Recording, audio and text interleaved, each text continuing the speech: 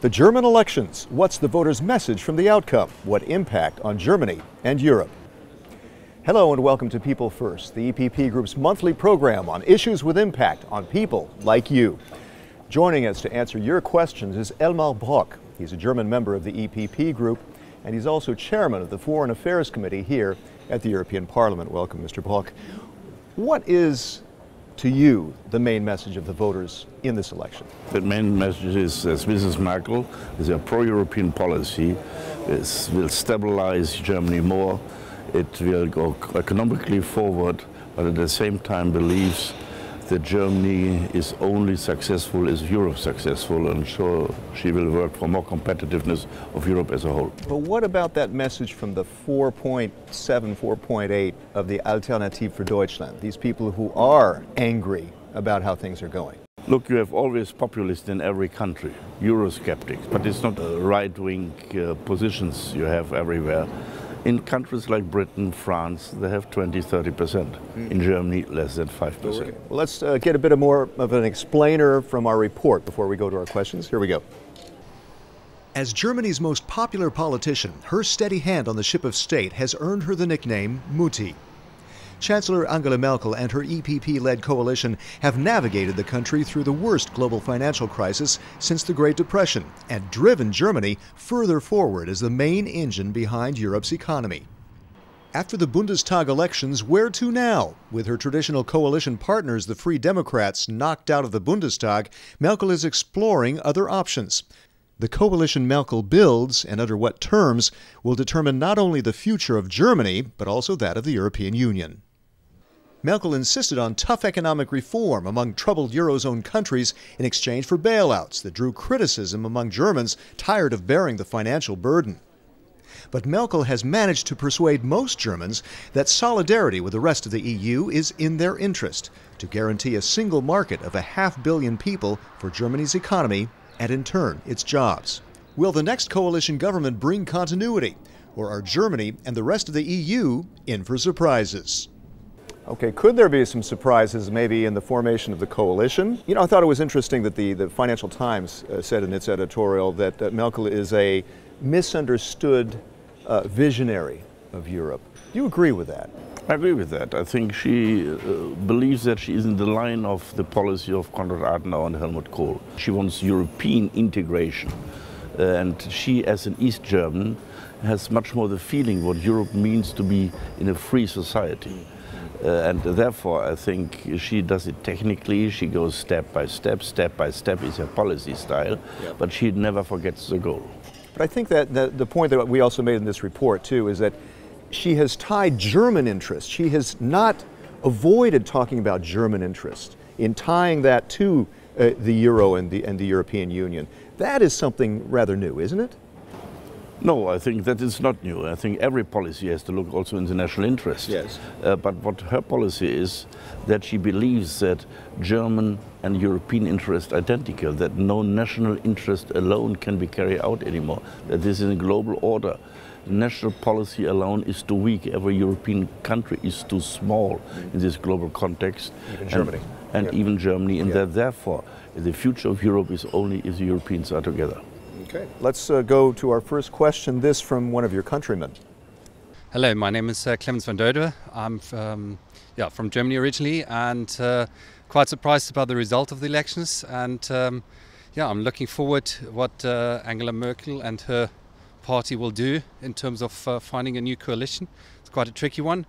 What are your expectations to that, and what do you expect from the new German government in terms of the European policies? So does she have to make a grand coalition like a lot of people, or no? A lot of people say that. I think that is one of the possibilities. The other one is to go together with the Greens. The Greens this week are no way to changing personnel.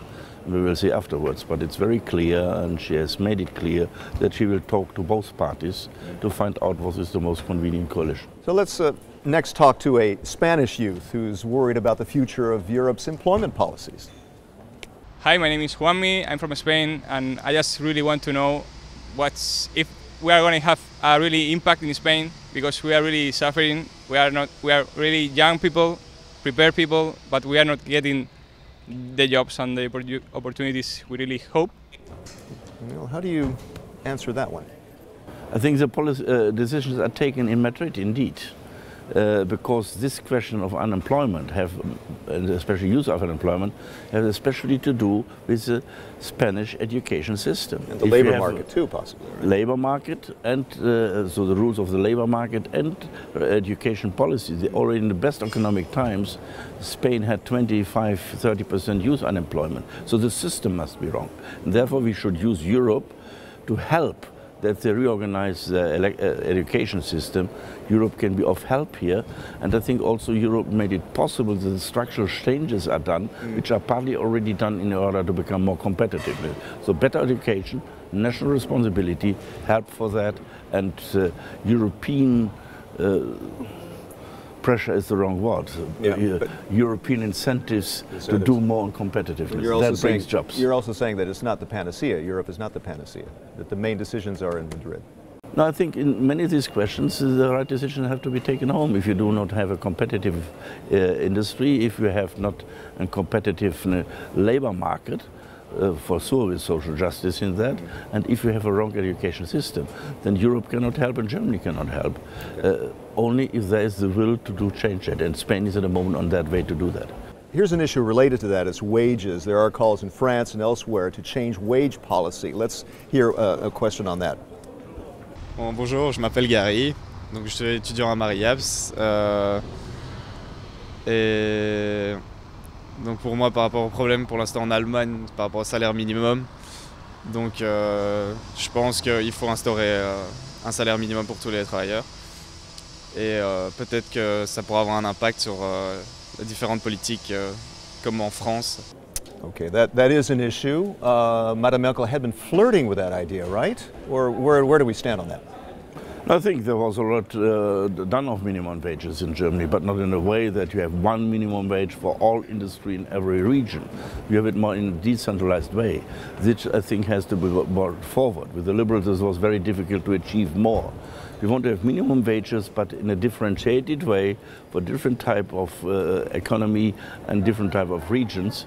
And do it together with the social partners, as it's in Germany, the rule to do it with the social partners and not just by law. So are you indicating that perhaps a grand coalition would be more likely to do that? Absolutely. I think we will go forward with that. Let's go to our next question, this one about foreign policy, which is obviously very much your concern. Foreign policy involving Iran. There's been this pressure on Iran over its nuclear program. Here's a question from an Iranian. What will happen with the new government? And what the Germany thinking about this situation. So, Mr. Brock, will there be a change in European policy toward Iran? No, I think we will stick to that, and also Germany will stick to that. Germany will not deal with Iran alone. Will deal with Iran in the connection with the European Union. But what about the EU? Would you think that there is a new Iranian president who's showing flexibility? Do you think there's a chance that if there's further progress on the nuclear side, that this embargo could be lifted? It could be a bonanza for the Europeans. Such an embargo can be lifted if there's progress in the negotiations, not as a condition for the negotiations. And I hope that Mr. Rouhani will not just try to find time and win time. We hope that really substantial changes are there, and then hopefully this problem can be solved and the relationship to Iran can become more positive. But what about Syria? Would there be a change in policy towards Syria? Could there be maybe intervention in some way?